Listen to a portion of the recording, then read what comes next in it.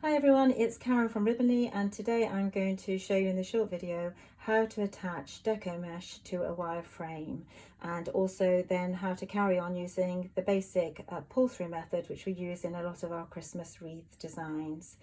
This is an 18-inch wreath frame, and this is our poinsettia, beautiful poinsettia red sparkly deco mesh that we're using quite a lot in our Christmas designs. So I'm using the whole roll of deco mesh. I'm popping it down onto the floor because it's easier to work with that way, and this is simply what you do. You just gather your deco mesh together.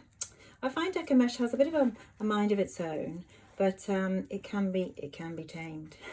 So I'm crunching it together like that, or I should say pleating it, scrunching it together like that. So I've got a good grasp of it, and I'm working underneath the frame. We're always working underneath the frame when we're using the pull through method, and I'm going to attach to the frame near right on this crossbar here. You can choose any crossbar to begin with, of course. There are 9 crossbars on this frame, and I'm going to start to attach here, and I'm going to attach on circle 1. Just follow the instructions for your design. It will tell you which circle to begin on, but obviously this is circle 1, this is circle 2, circle 3, circle 4.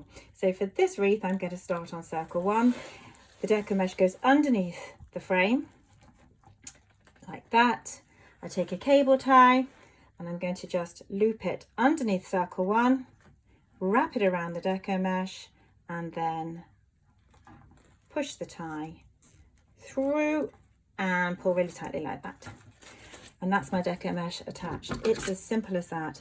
I'm trimming off the end of the cable tie, and I could actually just trim the end of that deco mesh as well. We don't want it to show, but I don't think it will show because, as you will see, deco mesh is very voluminous. So once you have done that, all you've got to do is just follow the basic pull through technique. I actually think it's a push and pull through technique, and you'll see why in a minute. Whilst I'm working with the deco mesh, I try and keep it as though it's a ribbon, as narrow as I can. If you allow it to be as wide as it wants to be, it's harder to work with. Well, that's at least what I think. So I have got, I've grasped it like it's a ribbon, and basically I'm now going to push the deco mesh through the first gap. So when I say the first gap, I mean between circles 1 and 2. I'm pushing it through, and then I'm pulling it through. It's as simple as that. You're just basically pulling through. It's as though you're pulling through a ribbon, really, initially. And how do I know if I've pulled enough through?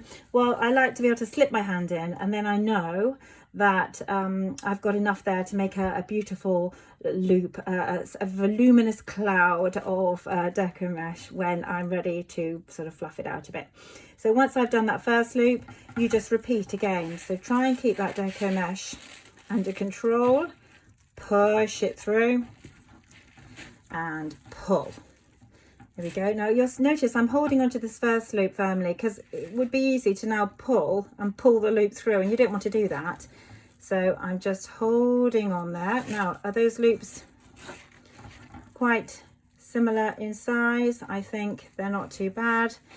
And then lastly, I'm going to grip both of these loops now to make sure I don't pull anything through from the loops I've already formed, and I'm pushing through the last gap.